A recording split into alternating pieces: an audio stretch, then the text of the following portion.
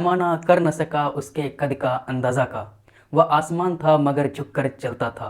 यह किरदार था मनमोहन सिंह का और अब वो देश के 14वें प्रधानमंत्री और लगातार 2 बार यानी 2004 से लेकर 2014 तक का टेन्योर पूरा करने वाले डॉक्टर मनमोहन सिंह नहीं रहे।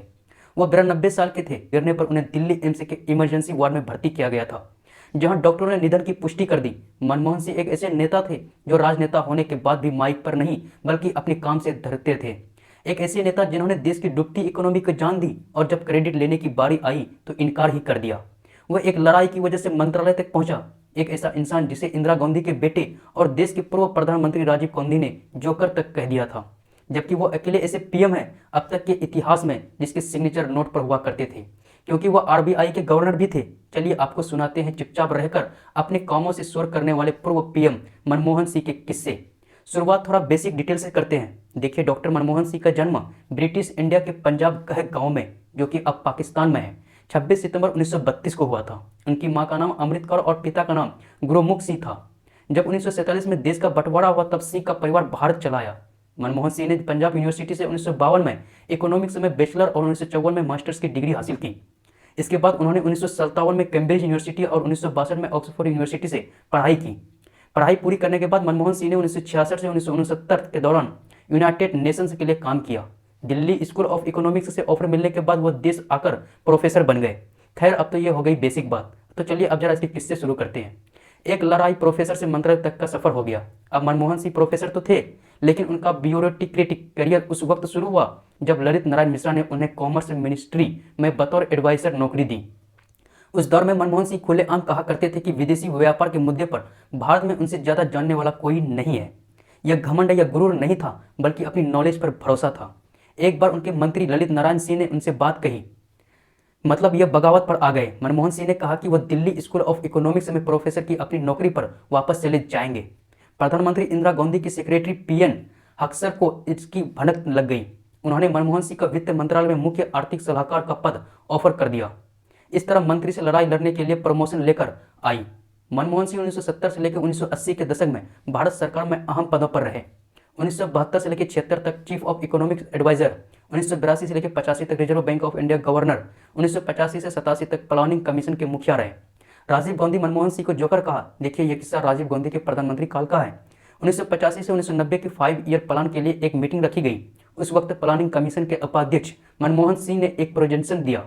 उनका फोकस गांव और गरीब लोग थे, जबकि राजीव गांधी का विजन शहरी डेवलपमेंट का था। वह बड़े बड़े हाईवे, मॉल, अस्पताल चाहते थे। प्रेजेंटेशन के बाद राजीव गांधी भड़क गए। उन्होंने सबके सामने मनमोहन सिंह को डांट लगाई। अगले ही दिन पत्रकार ने जब राजीव गांधी से प्लानिंग कमीशन के बारे में पूछा तो राजीव ने कहा कि वह जोकर के ग्रुप का है।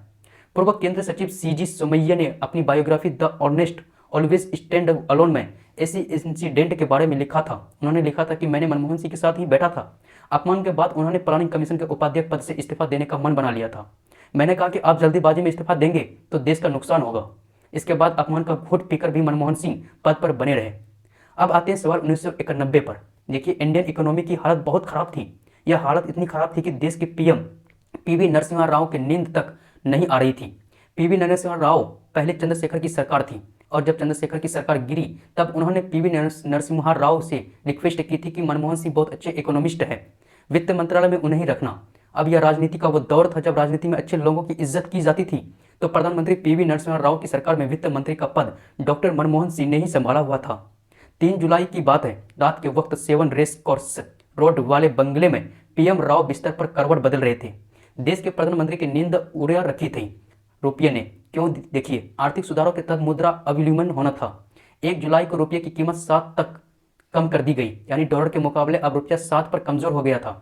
लेकिन इतना ही काफी नहीं था, अभी तो रुपये को और जलील होना था। 3 जुलाई को रुपया 11 पर गिराया जाना था। उसी सुबह यानी 3 जुलाई को प्रधानमंत्री ने वित्त मंत्री के पास एक कॉल किया। नरसिम्हा राव मनमोहन सिंह से कहा, 11 पर अभिमूल्यन को अभी के लिए टाल दो।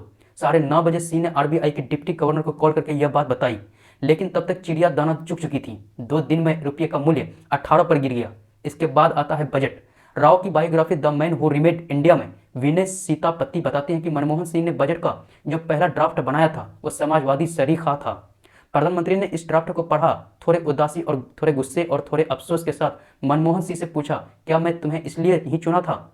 मानो उन्हें बजट पसंद नहीं आया, लेकिन मनमोहन सिंह जानते थे कि इसका असर बहुत लंबा होने वाला है और यह एक ऐतिहासिक बजट होने वाला है।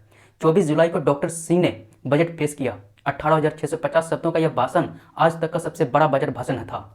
इस भाषण में मनमोहन सिंह कहते हैं कि किसी विचार का सही समय आ जाए तो फिर उसे कोई ताकत नहीं रोक सकती। बहरहाल इस बजट में इंपोर्ट ड्यूटी को 300 पर से घटा करके 50 पर कर दिया। प्रोडक्ट ड्यूटी को 220 से घटकर 150 कर दिया। इंपोर्ट के लिए लाइसेंस प्रोसेस को आसान बनाने का प्रावधान भी इस बजट में था। बजट में एलपीजी यानी कि लिबरलाइजेशन, प्रोविजेशन और ग्लोबलाइजेशन की बात की गई थी। इस बजट को भारतीय इतिहास का सबसे क्रांतिकारी बजट माना जाता है, लेकिन तब तक भविष्य देखने की ताकत किसी में नहीं थी। डॉक्टर मनमोहन सिंह बताते हैं कि खुद प्रधानमंत्री इन सुधारों को लेकर पूरी तरह आश्वस्त नहीं थे।